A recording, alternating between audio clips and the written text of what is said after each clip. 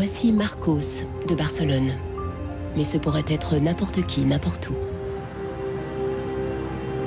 Il va être confronté à une situation qui se produit tous les jours dans des bureaux et des foyers partout dans le monde.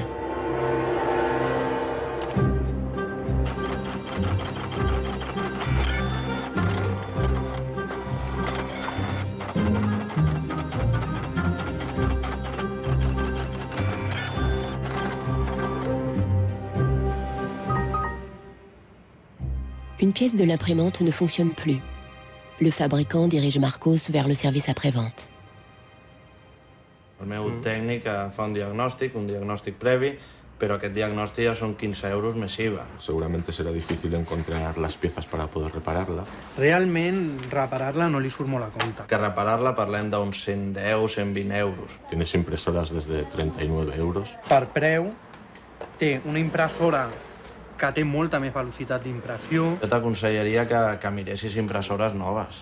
Així que, sens dubte, jo em compraria una nova, Ce n'est nullement une coïncidence si les vendeurs suggèrent tous d'acheter une nouvelle imprimante. S'il accepte, Marcos deviendra une victime de plus de l'obsolescence programmée. Le mécanisme secret situé au cœur de notre société de consommation. Notre but dans la vie est de consommer à crédit, d'emprunter de l'argent pour acheter des choses dont nous n'avons pas besoin. Nous vivons dans une société dominée par une économie de croissance dont la logique est non pas croître pour satisfaire les besoins, mais croître pour croître. Dans une société de croissance, quand il n'y a pas de croissance, c'est catastrophique. Si le consommateur n'achète plus, il n'y a plus de croissance économique. Planned obsolescence, the desire on the part of a consumer to own something a little newer, a little sooner than is necessary. Ce film révèle comment l'obsolescence programmée détermine nos vies depuis les années 20, lorsque les fabricants commencèrent à raccourcir la durée de vie des produits pour accroître la demande du consommateur. Ils décidèrent donc de réduire la durée de vie à 1000 heures. Nous découvrirons comment les designers et les ingénieurs ont été contraints d'adopter de nouvelles valeurs et de nouveaux objectifs. Ils ont recommencé à zéro pour concevoir quelque chose de plus fragile.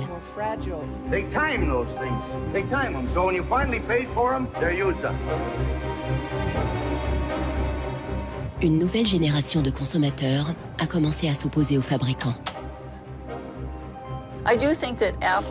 Il est clair que l'iPod d'Apple a été développé dans cette perspective de l'obsolescence programmée. Est-il possible d'imaginer une économie viable sans obsolescence programmée et sans impact sur l'environnement? Les générations futures ne nous pardonneront jamais quand elles découvriront la vérité sur le mode de vie gaspilleur des pays développés.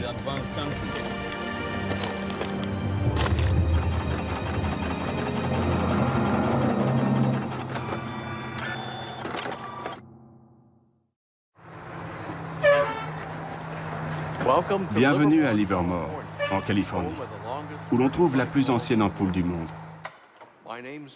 Je m'appelle Lynn Owens et je préside le comité de l'ampoule. En 1972, nous avons découvert que l'ampoule suspendue au plafond de la caserne des pompiers était unique.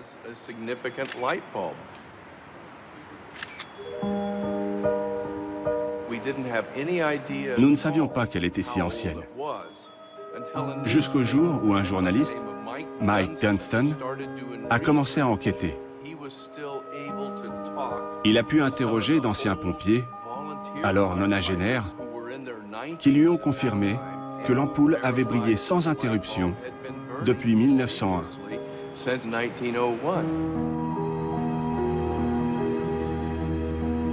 109 ans qu'elle éclaire, et ça continue. Une webcam diffuse l'image de l'ampoule de Livermore 24 heures sur 24 sur Internet. Pour l'anecdote, elle a déjà survécu à 2 webcams.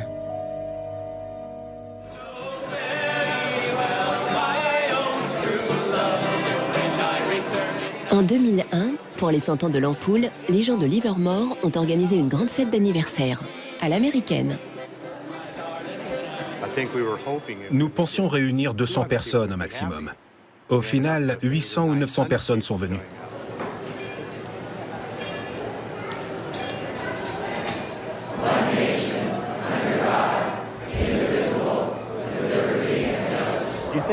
Vous n'imagineriez pas des gens chantant « Joyeux anniversaire » à une ampoule? Moi non plus, et pourtant ils l'ont fait.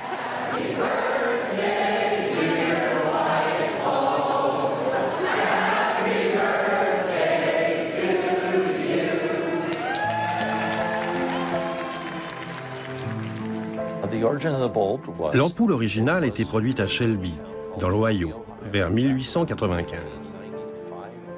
J'ai quelques photos des femmes qui l'avaient assemblée, et aussi des hommes qui avaient investi dans cette entreprise.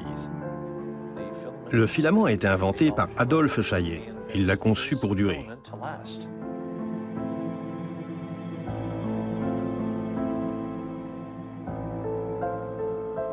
Pourquoi a-t-il duré? Je l'ignore. Il a emporté le secret avec lui. Le filament longue durée n'est pas le seul mystère dans l'histoire de l'ampoule. Il y a une autre énigme de taille. Comment ce produit simple est-il devenu la première victime de l'obsolescence programmée?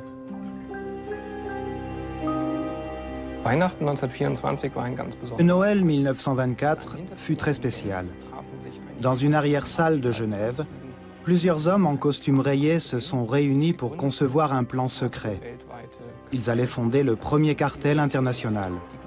Leur but était de contrôler la production des ampoules incandescentes dans tous les pays et de se partager le gâteau du marché mondial. Ce cartel s'appelait Phébus. Phébus rassemblait les principaux fabricants d'ampoules d'Europe et des États-Unis et même des lointaines colonies d'Asie ou d'Afrique. Le but était d'échanger des licences et des brevets, de réguler la production et surtout de contrôler le consommateur. Pour ces compagnies, c'était mieux si les consommateurs achetaient régulièrement des ampoules. Si celles-ci duraient trop longtemps, cela représentait un préjudice économique. Au début, les fabricants cherchent à produire des ampoules de longue durée.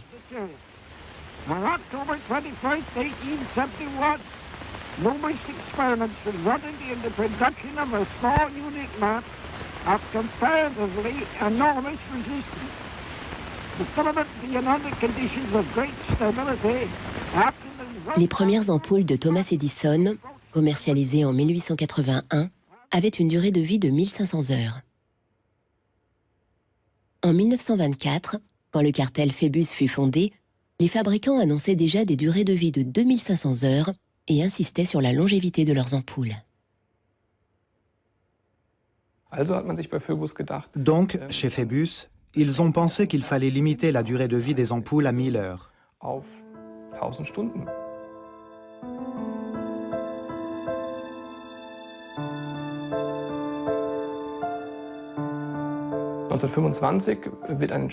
En 1925, le comité des 1000 heures est créé avec pour objectif de réduire la durée des ampoules à cette limite par des moyens techniques.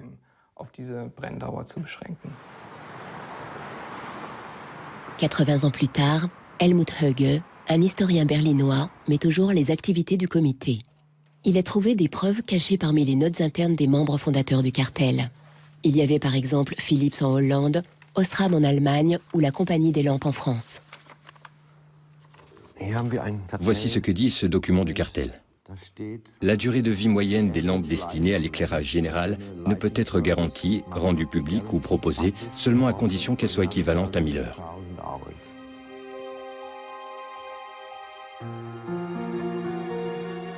Les fabricants, sous la pression du cartel, vont alors mener des expériences pour concevoir une ampoule plus fragile et conforme à la règle des 1000 heures.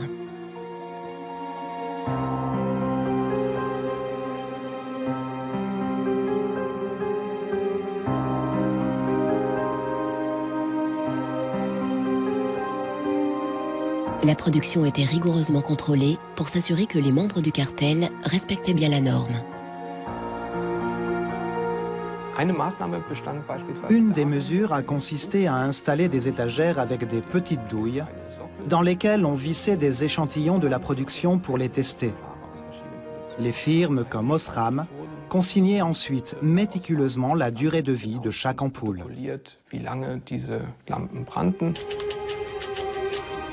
Phébus faisait appliquer ces règles grâce à une bureaucratie très organisée. Ses membres étaient pénalisés si leur rapport mensuel sur les durées n'était pas aux normes.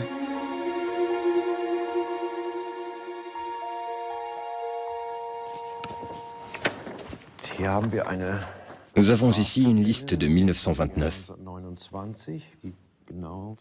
qui indique en francs suisses le montant des amendes payées par les membres du cartel si, par exemple, leurs ampoules dépassaient 1500 heures.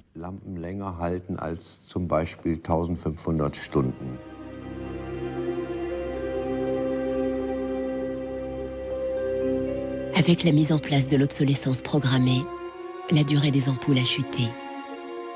En seulement 2 ans, elle est passée de 2500 heures à moins de 1500. Dans les années 40, le cartel a atteint son but. La durée standard d'une ampoule est désormais fixée à 1000 heures.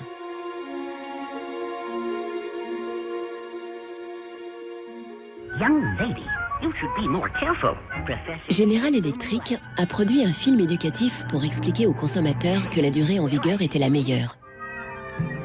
Just look at that filament. How long a light bulb lasts depends largely on how hot the filament is burned.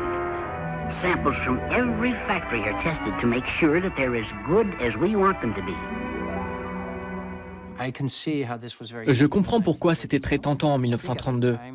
À l'époque, le développement durable n'était pas encore au centre des préoccupations. Je ne pense pas qu'on imaginait la planète comme ayant des ressources limitées. On la voyait plutôt comme une source inépuisable.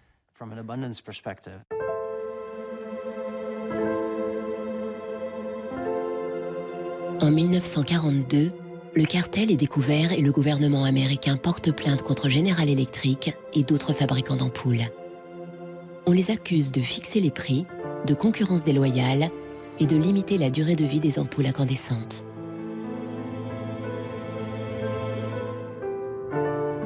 Après 11 ans de procès, la Cour prononce son jugement en 1953.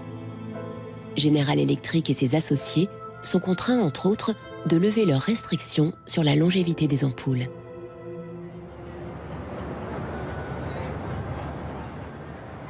En réalité, ce jugement n'a eu que très peu d'effet. Les ampoules ont continué à durer 1000 heures.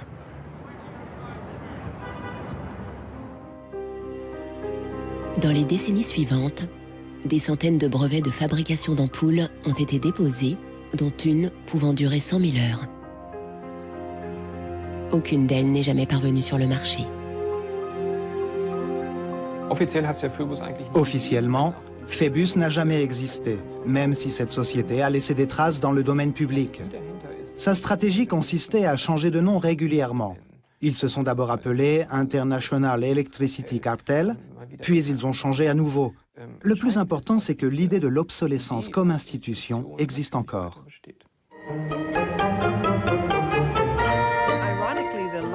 C'est ironique que l'ampoule, qui a toujours symbolisé les idées et l'innovation, soit pourtant l'un des premiers et meilleurs exemples d'obsolescence programmée. Nichols Fox habite dans un village reculé en Virginie. Elle écrit sur l'impact social de la technologie et parfois elle se lance dans la poésie.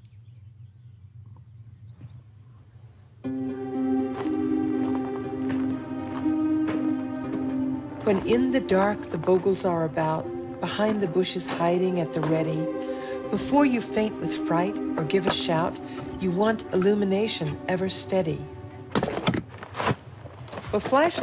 Pour moi, les lampes de poche sont indispensables, car à la campagne, il n'y a pas de réverbère. J'ai commencé à avoir de nombreux problèmes avec ces lampes. J'achetais de nouvelles ampoules et de nouvelles piles, mais elles ne marchaient toujours pas. Même éloigné de la vie urbaine moderne, Nichols Fox est victime de l'obsolescence programmée. Voici un mémo de General Electric des années 30. Il y a 2 ou 3 ans, une réduction de la durée de vie des lampes de poche a été proposée pour abandonner l'ancienne idée qu'une lampe devait durer au moins 3 piles. Il fallait privilégier des lampes dont les durées seraient équivalentes à celles des piles.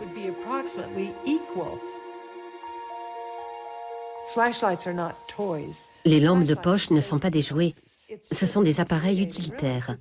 C'est exaspérant de penser qu'ils aient pu faire cela si tranquillement, et surtout qu'ils l'aient fait, tout simplement.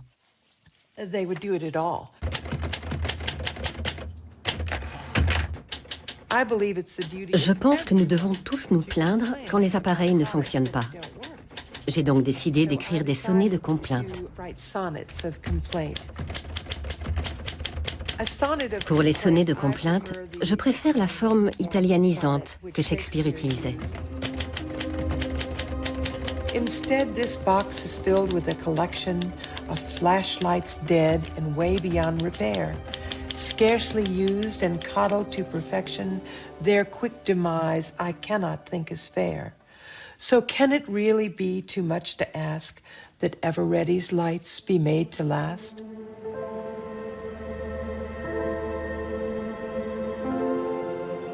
À Barcelone, Marcos n'a pas suivi les conseils des vendeurs. Il est déterminé à réparer son imprimante, même si le manuel d'utilisation ne mentionne pas du tout son problème. En allant sur des forums internet, il a découvert qu'il n'était pas le seul dans ce cas. Beaucoup de gens sur ces forums ont les mêmes problèmes que moi. Des imprimantes qui n'impriment pas, qui se bloquent et pour lesquelles on ne peut rien faire. C'est le cas avec plusieurs marques. Parmi les centaines de messages, il n'y a pas de solution en vue. On dirait que Marcos cherche une aiguille dans une botte de foin.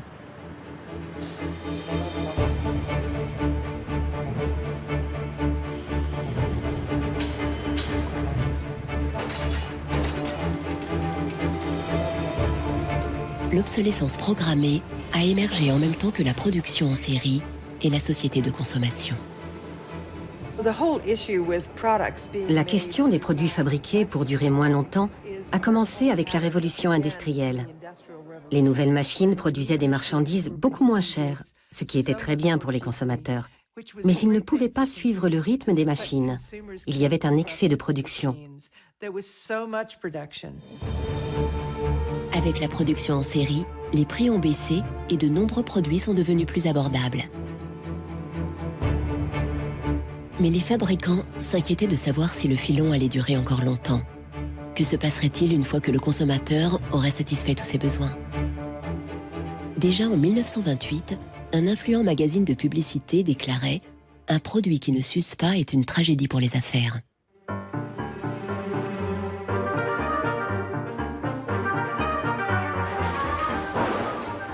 Les effets de cette tragédie ont été fortement ressentis par Henry Ford, le père de la chaîne de montage. Ford voulait que son modèle T soit à la portée du consommateur moyen. Il l'a donc produite en série sur un modèle de base immuable, fiable et conçu pour durer. C'était un modèle bruyant, puant et sale qui rendait les femmes malheureuses. Mais les hommes le traitaient comme s'il s'agissait d'un tracteur. C'était le cheval de trait de l'Amérique. La stratégie du modèle unique a si bien marché qu'au début des années 20, la moitié des automobiles dans le monde étaient des Ford T.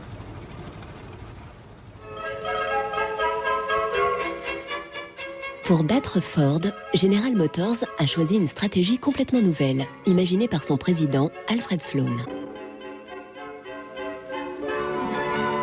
Au lieu de concevoir la nouvelle Chevrolet comme le modèle T, aussi fiable et robuste, Sloan lui a fait subir une transformation radicale, essentiellement esthétique. Sloan l'a paré d'une nouvelle robe et d'un nouveau rouge à lèvres et il l'a mise sur le marché à un prix légèrement inférieur à la Ford T. Comme elle était plus jolie, la Chevrolet s'est vendue comme des petits pains. Sloan a compris qu'il ne battrait pas Ford sur le terrain de la mécanique, mais plutôt sur celui du design. Sloan a créé le concept du modèle annuel avec différentes gammes de couleurs, de formes et de tailles. Son but, encourager le consommateur à changer de voiture tous les 3 ans. La stratégie a fonctionné et Ford a connu une chute des ventes, les consommateurs trouvant le modèle T obsolète et démodé. En 1927, Après avoir célébré la production des 15 millions de modèles T, il l'a retiré définitivement du marché.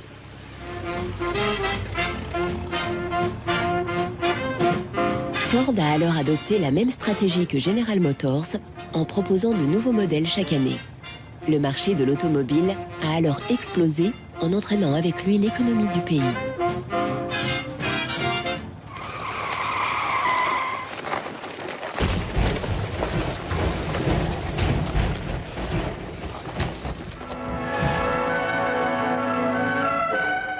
En 1929, l'émergence de la société de consommation est frappée de plein fouet par le crash de Wall Street et l'Amérique plonge dans une profonde récession. Unemployment reached staggering proportions. In 1933, 1/4 of our labor force was unemployed. On ne fait plus la queue pour acheter, mais pour trouver du travail et de la nourriture. En 1933, le président Roosevelt instaure le New Deal pour sortir le pays de la Grande Dépression et lance une politique d'investissement important dans les travaux publics. Good, sound men and women wanted to earn the help they got, to hold up their heads, to keep themselves from going rusty. Retail business needed their purchasing power to stimulate trade.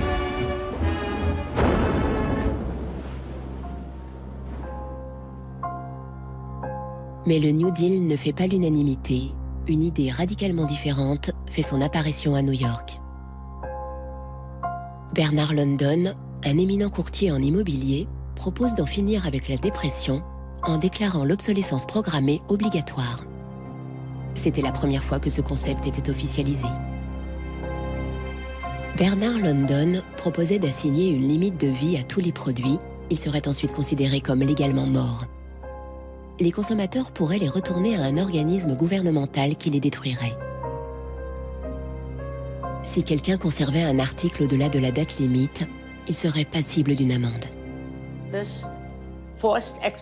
Grâce à cette date limite, la consommation et le besoin de produire des biens de consommation seraient relancés. J'ai trouvé que c'était une idée géniale. London pensait qu'en rendant l'obsolescence programmée obligatoire, l'industrie se remettrait en marche, les gens consommeraient à nouveau et le plein emploi serait de retour. Il cherchait à trouver un équilibre entre le capital et le travail, où il y aurait toujours un marché pour de nouveaux produits. Il y aurait toujours besoin de main-d'œuvre et le capital serait ainsi récompensé. Gilles Slade est venu à New York pour enquêter sur la personne qui est à l'origine de cette idée. London, un juif originaire d'Europe de l'Est, est arrivé aux États-Unis au début du XXe siècle. Il prospère dans l'immobilier, devient millionnaire et investit dans plusieurs projets à New York. L'homme aimait faire des affaires. C'était un capitaliste, mais il était aussi un philanthrope. Il s'intéressait au bien-être de ses semblables. Il participe à de nombreux projets de bienfaisance, parmi lesquels une école pour enfants juifs et pauvres. On ignore si pour Bernard London, l'obsolescence programmée est seulement une question de profit ou bien une façon d'aider les chômeurs. Gilles Slade veut en savoir davantage sur ses motivations et a retrouvé quelqu'un qu'il a connu personnellement. J'ai une photo de Bernard London. Incroyable. Sauriez-vous le reconnaître? Ne me dites rien. Intéressant. Le voilà avec son allure d'intellectuel.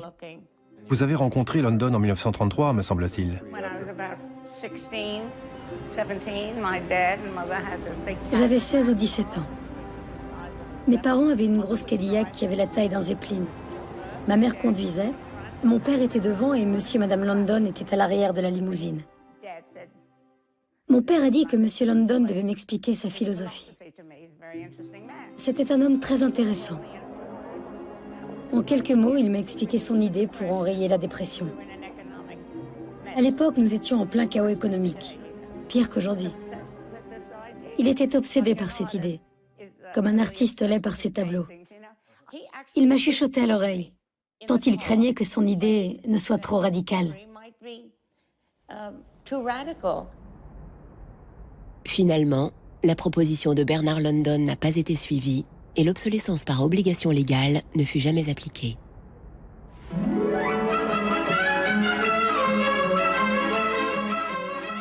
Dans les années 50, l'idée ressurgit, mais avec une différence cruciale.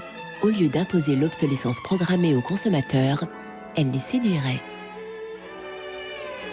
Planned obsolescence. The desire on the part of a consumer to own something a little newer, a little better, a little sooner than is necessary. We certainly in America and by now... C'est Brooks Stevens qui parle, l'apôtre de l'obsolescence programmée dans l'Amérique d'après-guerre. Ce brillant designer a créé des appareils ménagers, des voitures, des trains, en ayant toujours en tête l'obsolescence programmée.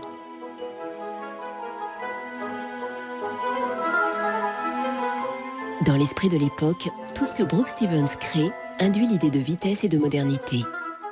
Même sa maison sort de l'ordinaire. J'ai grandi dans cette maison que mon père avait dessinée. Elle était en banlieue et pendant la construction, tout le monde pensait que c'était la nouvelle gare de bus car elle ne ressemblait pas à une maison traditionnelle. Voici une photo de famille avec mon père, moi-même, mes frères aînés, ma sœur et ma mère. La maison était toujours remplie d'objets dessinés pour ses clients, comme cette tondeuse. Tous les 2 ou 3 ans, il apportait le dernier modèle et ma mère se faisait une joie de tondre la pelouse elle-même. À sa façon, elle testait les produits. Si quelque chose ne lui plaisait pas, elle en faisait part à mon père.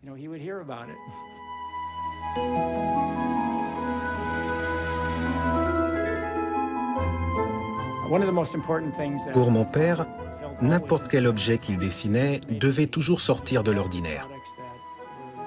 Il détestait la banalité et les produits qui ne suscitaient aucun désir d'achat chez le consommateur.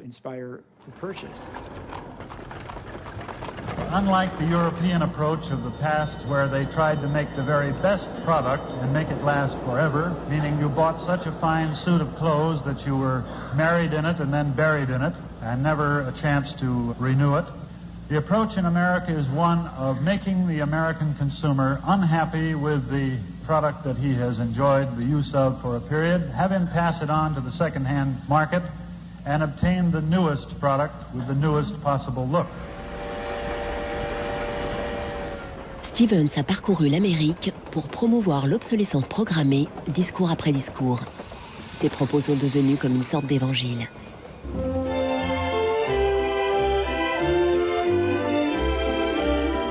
Women and men alike are increasingly interested in the look of things.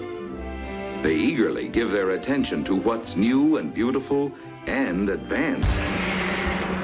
Oldsmobile's elegant golden rocket. Sports outfits by Pat Primo of Los Angeles.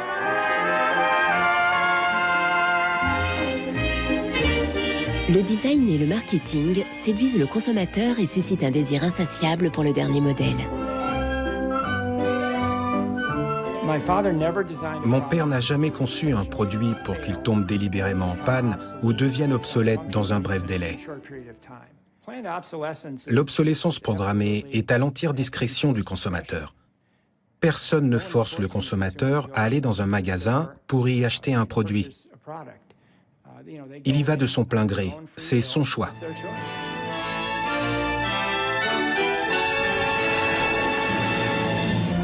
Liberté et bonheur grâce à la consommation sans limite. L'American Way of Life des années 50 a servi de fondement à la société de consommation que nous connaissons aujourd'hui.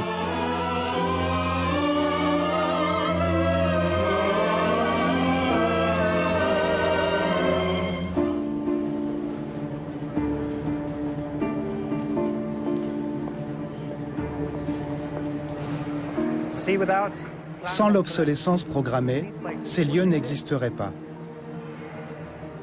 Il n'y aurait aucun produit, aucune industrie, pas de designer ou d'architecte, il n'y aurait pas de vendeurs ni de personnel en charge du nettoyage, pas de garde de sécurité. Tous ces emplois disparaîtraient.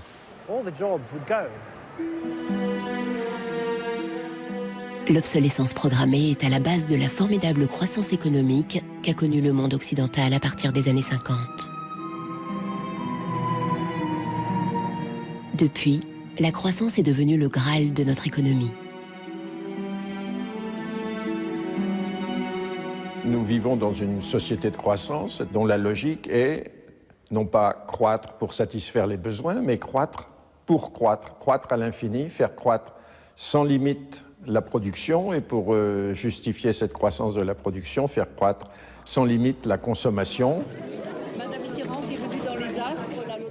Serge Latouche, un des critiques de la société de croissance les plus connus, a beaucoup écrit sur ces mécanismes.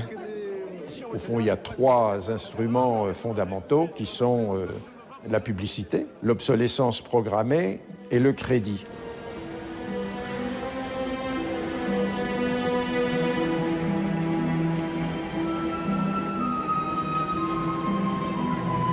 Depuis une génération, notre but dans la vie semble être de consommer à crédit, d'emprunter de l'argent pour acheter des biens dont nous n'avons pas besoin. Cela n'a aucun sens. Les critiques de la société de croissance mettent en valeur le fait qu'elle n'est pas viable à long terme, car elle se base sur une contradiction flagrante.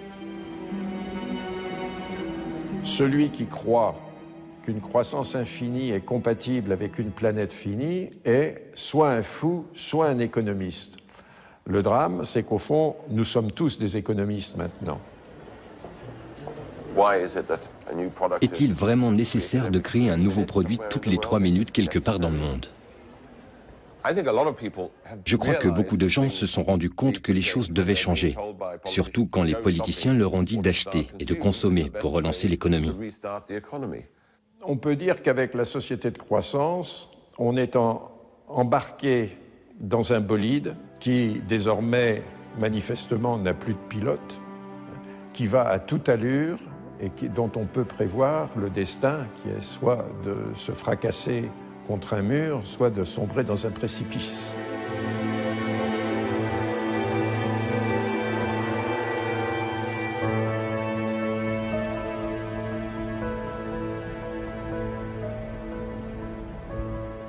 Marcos a trouvé quelqu'un sur Internet qui a découvert ce qui est arrivé à son imprimante. I tried to print a document and it said parts inside your printer require replacement. So I decided to do a little servicing of my own. Hello, Marcos. I got your message. Marcos a contacté l'auteur de la vidéo. How are you? I looked into it, and it turns out that there's a thing in the bottom of the printer called a waste ink reservoir. And the way inkjet printers work is they constantly have to clean the print heads, and they do that by squirting ink through them down a hole in the bottom of the printer into this great big sponge. There's just a preset time when it's squirted a certain number of drops down there, that then the printer decides it's full of ink and won't function anymore. The justification is they don't want to put ink all over your desk. But I think the problem goes deeper than that. It's the way the technology works. It's just designed to fail.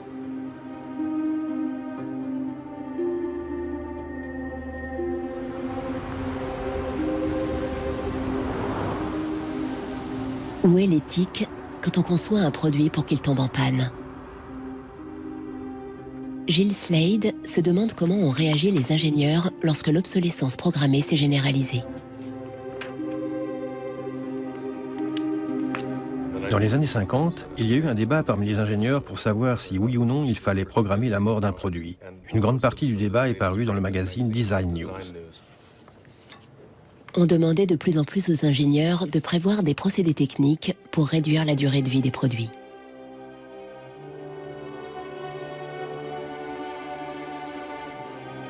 De nombreux ingénieurs trouvaient que c'était un sale coup de faire payer pour des produits délibérément conçus pour tomber en panne. Le magazine Design News relayait ce débat intense. Une nation comme la nôtre, leader parmi les nations, transforme ses ingénieurs en destructeurs. C'est même un crime contre la loi naturelle de Dieu de gaspiller ce qu'il nous a donné. Pour les ingénieurs, c'était vraiment une période difficile. Cette confrontation avec l'obsolescence programmée les a conduits à revoir fondamentalement leur éthique.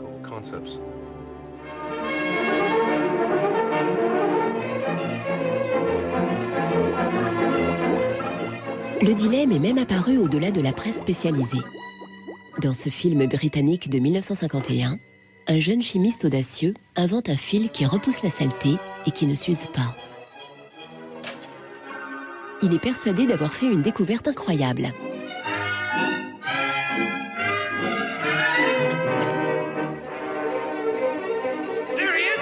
Mais tout le monde n'apprécie pas son invention, et bientôt, il est poursuivi non seulement par les patrons de l'usine, mais aussi par les ouvriers, qui craignent tous de perdre leurs emplois. C'est très intéressant. Ça me rappelle quelque chose qui est vraiment arrivé dans l'industrie du textile. En 1940, DuPont, le géant de la chimie, lance une fibre synthétique révolutionnaire, le nylon. Les filles font de longues queues pour acheter ces nouveaux battraits résistants. J'ai ici une photo de moi en collant. Les bas étaient incontournables dans les années 50-60. Il était inimaginable de ne pas en porter. Sortir sans bas aurait été très choquant.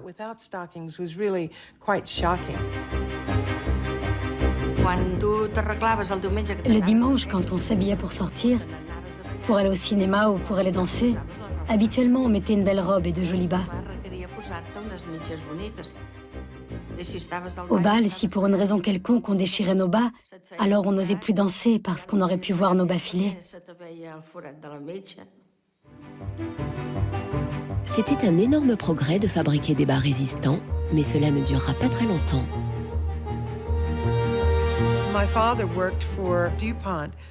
Avant et après la guerre, mon père travaillait chez DuPont, au département nylon. Et il m'a raconté comment ils avaient testé le nylon pour en faire des bas. Les hommes de son département emportaient des bas à la maison pour les faire tester par leurs femmes ou leurs petites amies. Mon père a fait de même. Et ma mère était ravie avec les premiers bas qu'elle avait testés, parce qu'ils étaient tellement résistants.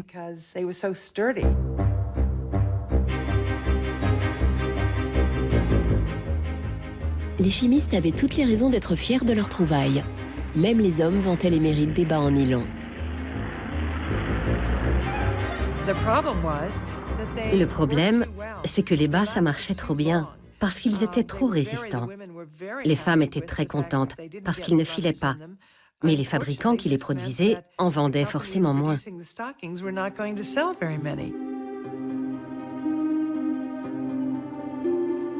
DuPont donna de nouvelles instructions au père de Nicole Fox et à ses collègues. Les employés de son département ont dû se remettre à l'ouvrage pour essayer de faire des fibres plus fragiles, de façon à ce que les bas filent plus souvent et ne durent pas si longtemps.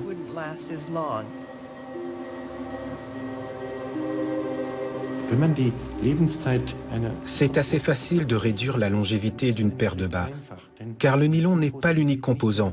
Il y a aussi des additifs qui, par exemple, protègent le nylon des rayons ultraviolets du soleil. Il suffit de varier la quantité d'additifs. Si vous ajoutez moins d'additifs, ou que vous n'en mettez aucun, le soleil ou l'oxygène présent dans l'air détruisent les bas, et ils s'abîment alors plus facilement. Autrement dit, la destruction peut être programmée. Peu après, les bas commençaient à filer à nouveau. Ça s'est fait petit à petit. Ce ne fut pas aujourd'hui on a des bas solides et du jour au lendemain les bas sont de piètre qualité, vous comprenez? Ça a été progressif. Au fur et à mesure, les bas devenaient de plus en plus fins et de moins en moins résistants.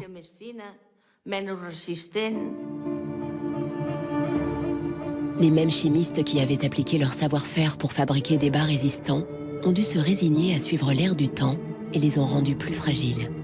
Le fil éternel a fini par disparaître des usines, comme au cinéma. We need control of this discovery. Complete control. If you want twice the amount in that contract, we will pay it. $250,000. To suppress it. Yes. Comment ont réagi les ingénieurs de DuPont face à la réduction délibérée de la vie du produit? Les ingénieurs ont dû se sentir frustrés de devoir utiliser leur savoir-faire pour créer un produit de qualité inférieure après tous les efforts accomplis. Il se peut aussi que, pour eux, créer des produits solides ou fragiles, ça leur était égal. Ça faisait partie de leur travail.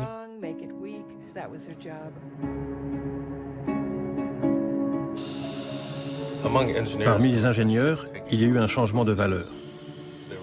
Il y a les ingénieurs de la vieille garde qui veulent continuer à créer des produits solides et durables. Et il y a une nouvelle vague d'ingénieurs, influencés par le marché, dont l'intérêt est de concevoir le produit le plus jetable possible. Ce débat fut tranché quand cette nouvelle école d'ingénieurs s'est imposée.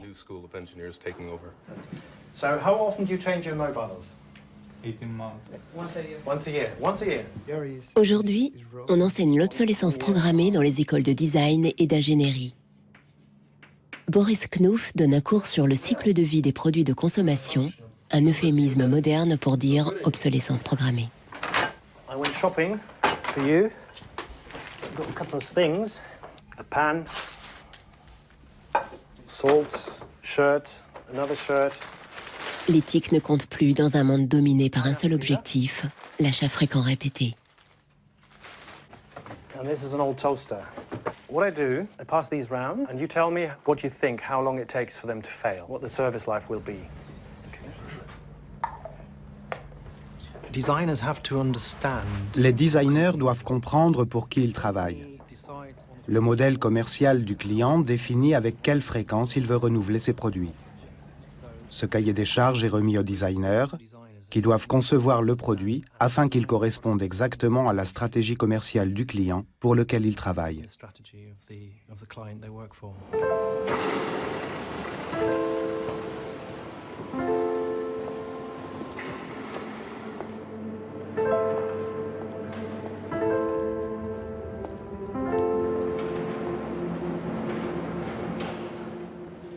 En parcourant la notice de plusieurs imprimantes, Marcos s'est rendu compte que leur durée de vie est fixée par les ingénieurs dès le départ.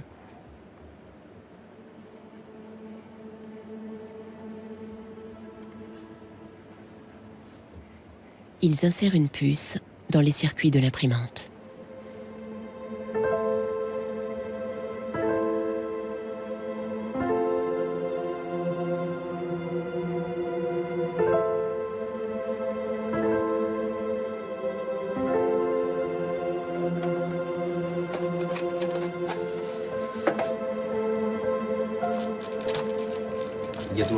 J'ai trouvé la puce. C'est une EPROM qui mémorise le nombre d'impressions. Et une fois qu'on atteint la quantité préétablie, l'imprimante se bloque et n'imprime plus.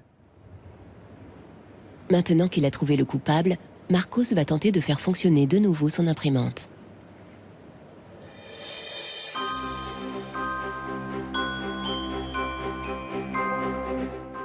À la fin des années 50, les consommateurs commencent à se poser des questions sur l'obsolescence programmée et sur les astuces des fabricants.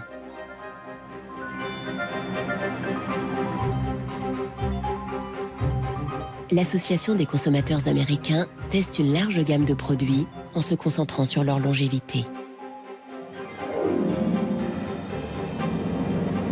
Les résultats de ces tests sont publiés dans leur magazine qui connaît un succès et une influence grandissante. L'association fait aussi du lobbying pour faire passer des lois qui protègent le consommateur. 20 ans plus tard, elle remporte une victoire sur l'obsolescence programmée quand les premières lois sur la garantie des produits entrent en vigueur.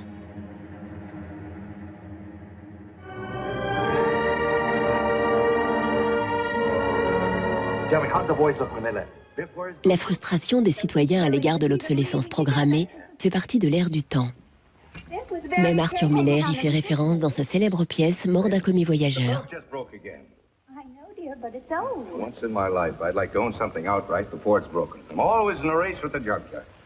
Just finished paying for the car and it's on its last legs. The refrigerator consumes belts like a crazy maniac. They time those things. They time them, so when you finally paid for them, they're used up. The Waste Makers, publié en 1960, est le premier ouvrage qui analyse l'obsolescence programmée. Son auteur, Vance Packard, a déjà connu la gloire grâce à un livre sur le pouvoir de la publicité. Son nouvel ouvrage devient un best-seller. Good evening, Mrs. Packard. Good evening, Charles. Lors d'une rare apparition télévisée, il évoque le futur d'une société vouée au consumérisme et au gaspillage. I have a feeling that we're in for some grim days ahead.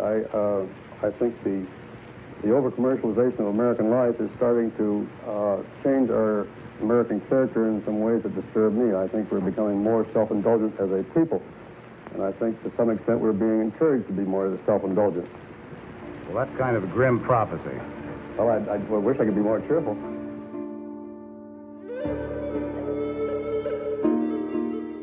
Les détracteurs de la société de consommation ont souligné ses failles, mais n'ont pas proposé d'alternative, car à l'époque, elle existait déjà, de l'autre côté du rideau de fer.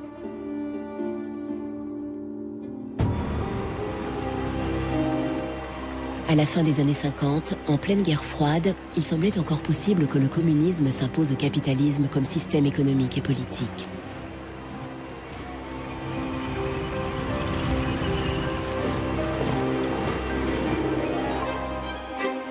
L'économie communiste ne se fondait pas sur le libre marché, mais sur la planification centralisée par l'État. Dans ce système, inefficace et souffrant d'une insuffisance chronique de ressources, l'obsolescence programmée n'avait aucun sens.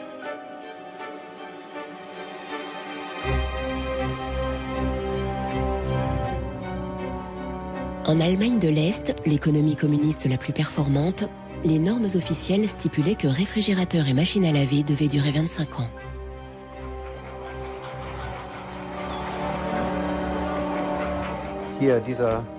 J'ai acheté ce réfrigérateur est-allemand en 1985, donc il a au moins 24 ans. L'ampoule date de la même époque. Je n'ai jamais eu à la remplacer. Elle a aussi presque 25 ans.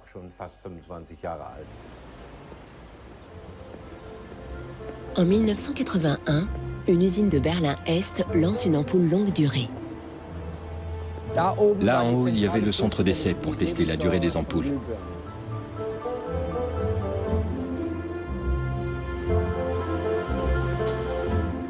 Le fabricant est-allemand présente sa nouvelle ampoule à une foire internationale à la recherche de clients en Occident.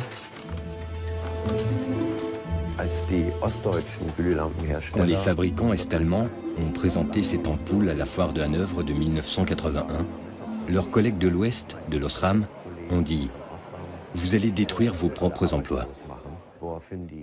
Les ingénieurs de l'Est ont répondu « Non, au contraire, en économisant les ressources et sans gaspiller de tungstène, nous sauverons nos emplois ».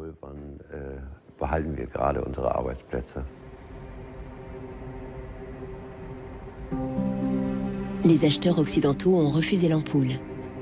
En 1989, après la chute du mur de Berlin, l'usine a été fermée et la production s'est arrêtée.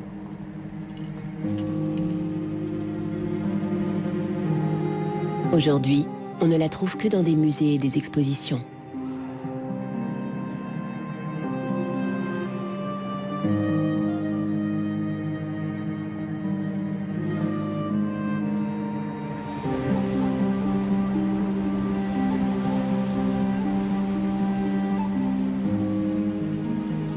Après la chute du mur, le consumérisme effréné est aussi bien présent à l'Est qu'à l'Ouest.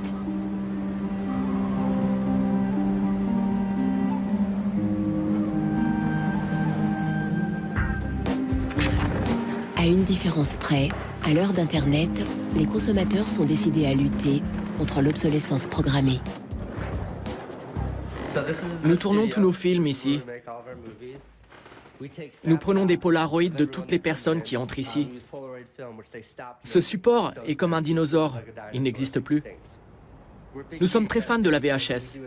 Nous copions tous les films de DVD sur VHS, puis nous les archivons.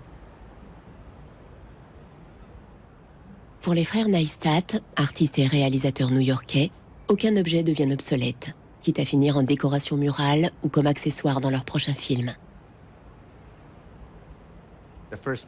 Notre premier film à succès était un film sur l'iPod. J'étais complètement fauché. Et quand j'ai acheté cet iPod, il coûtait dans les 400-500 $. Environ 8 ou 12 mois plus tard, la batterie est tombée en panne. J'ai appelé Apple pour qu'ils la remplacent, et leur politique à l'époque était de dire à leurs clients d'acheter un nouvel iPod.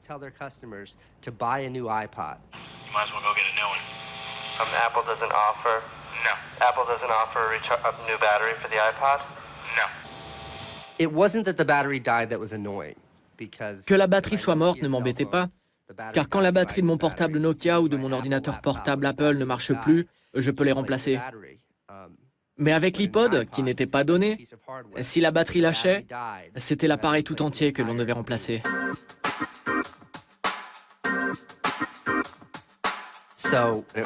Mon frère a eu l'idée d'en faire un film. Munis d'un pochoir, nous avons bombé toutes les affiches d'iPod que nous avons rencontrées en ville avec ce slogan.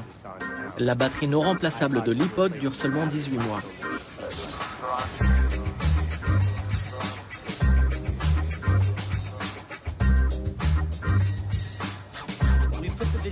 On a posté la vidéo sur notre petit site, ipodsdirtysecret.com. Et en un mois ou 6 semaines, il y a eu 5 ou 6 millions de visites. Le site a explosé. À San Francisco, l'avocate Elizabeth Pritzker entend parler de la vidéo et avec ses associés décide de porter plainte contre Apple.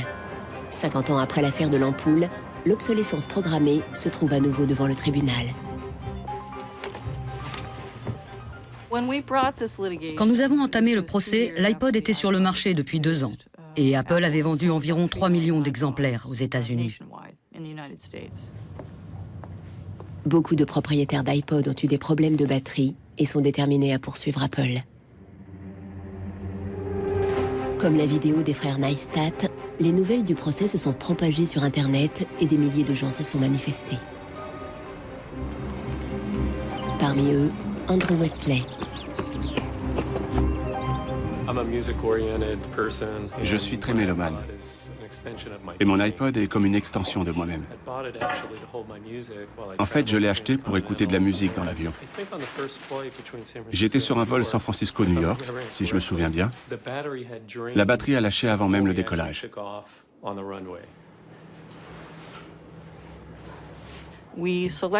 Parmi les consommateurs qui nous avaient contactés, nous en avons choisi quelques-uns pour être les plaignants de notre recours collectif.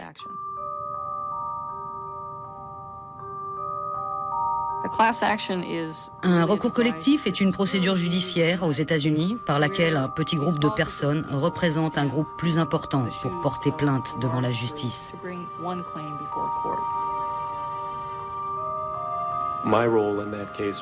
Comme plaignant, je représentais des milliers, peut-être des dizaines de milliers de personnes.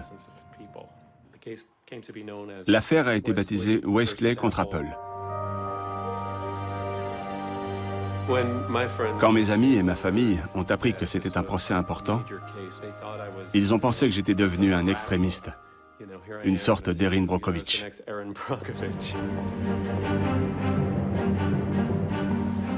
En décembre 2003, Elizabeth Pritzker dépose une plainte au tribunal d'instance de San Mateo, tout près du siège social d'Apple.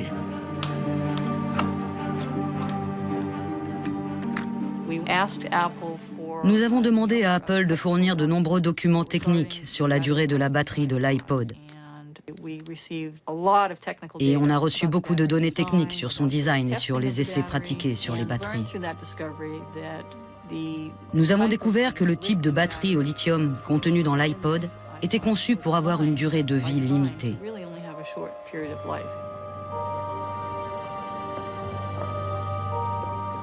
Il est clair que l'iPod d'Apple a été développé dans la perspective de l'obsolescence programmée. Le procès n'est jamais arrivé à terme. Après quelques mois de tension, les deux parties sont parvenues à un accord. Apple a mis en place un service de remplacement des batteries et a prolongé la garantie à 2 ans.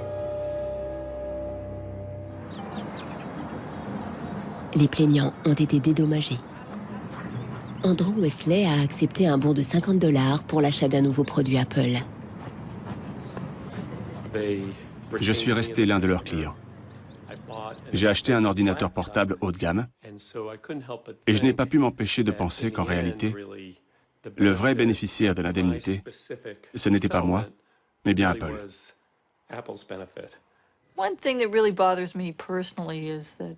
Ce qui me gêne vraiment, c'est qu'Apple se vend comme une marque très branchée et novatrice, alors que sa politique environnementale ne permet pas aux consommateurs de retourner les articles pour les recycler ou les traiter.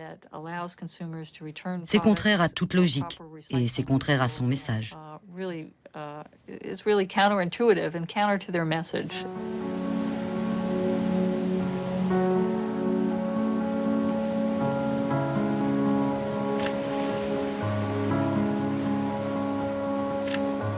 L'obsolescence programmée produit un flot ininterrompu de déchets qui sont expédiés dans les pays du tiers-monde, comme le Ghana en Afrique. Il y a 8 ou 9 ans, j'ai réalisé que beaucoup de containers arrivent ici remplis de déchets électroniques. Je parle de matériel informatique et de télévision en panne dont personne ne veut dans les pays industrialisés.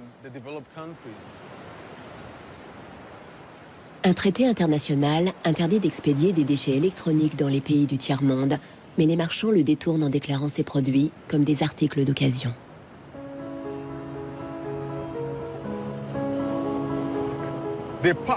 Ils mettent en avant le matériel électronique en bon état, environ 10 articles dans chaque container de 12 mètres, alors que tout le reste du container est rempli de déchets électroniques. Lorsque les douaniers l'ouvrent, ils pensent qu'il n'y a que du matériel en état de marche et qui pourrait durer longtemps.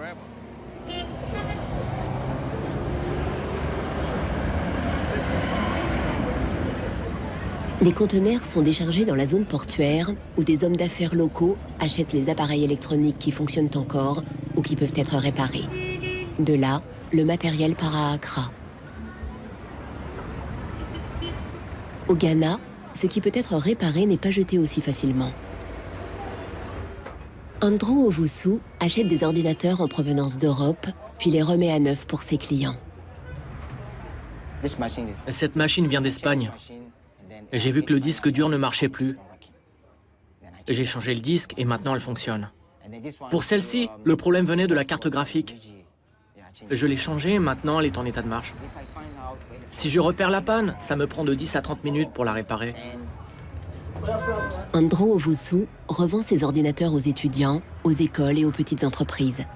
Il ne comprend pas cette mentalité de gaspillage des pays industrialisés. Ici en Afrique, ce n'est pas donné à tout le monde d'avoir un ordinateur. C'est pour cela qu'ici, nous ne jetons rien, nous réparons.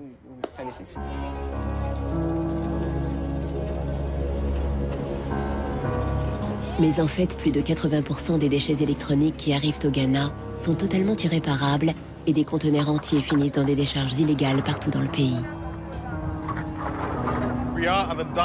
Nous nous trouvons dans la décharge d'Agbogloshi. Avant, il y avait une jolie rivière ici, l'Odo, qui traversait cet endroit. Elle regorgeait de poissons. Notre école n'était pas très loin d'ici, et nous venions jouer au football. Nous flânions sur les rives. Les pêcheurs organisaient des balades en bateau, je m'en souviens très bien. À présent, tout ça n'existe plus. Et cela me rend vraiment très triste et furieux.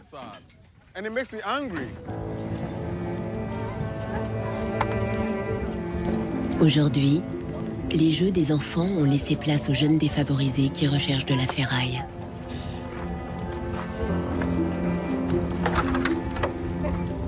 Ils brûlent la gaine en plastique des câbles d'ordinateur pour récupérer le métal.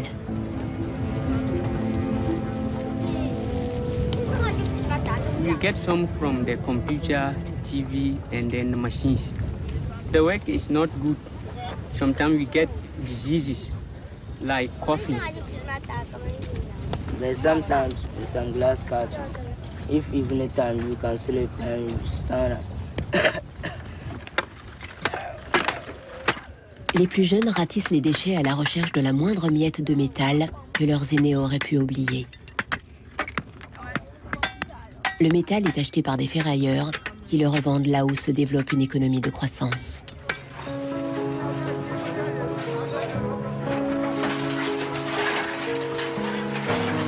Les principaux clients sont actuellement Dubaï et la Chine.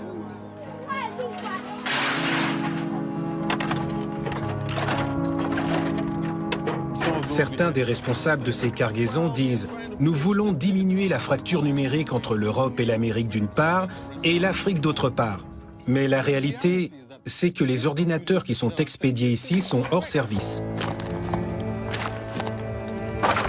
C'est absurde de recevoir tous ces déchets alors qu'on ne peut pas les traiter. D'autant plus que nous ne les avons pas produits et que notre pays est devenu la poubelle du monde.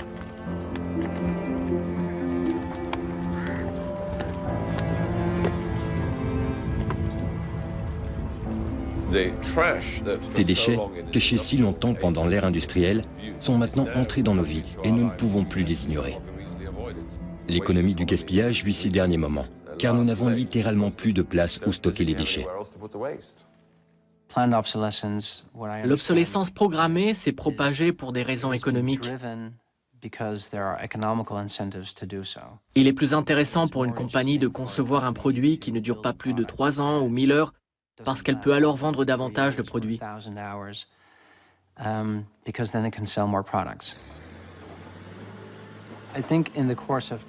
Au fur et à mesure, nous avons réalisé que cette planète qui est la nôtre ne pourra pas supporter cela indéfiniment. Les ressources naturelles et énergétiques ne sont pas inépuisables. Les générations futures ne nous pardonneront jamais quand elles découvriront la vérité sur le mode de vie des pays développés, qui est basé sur le gaspillage.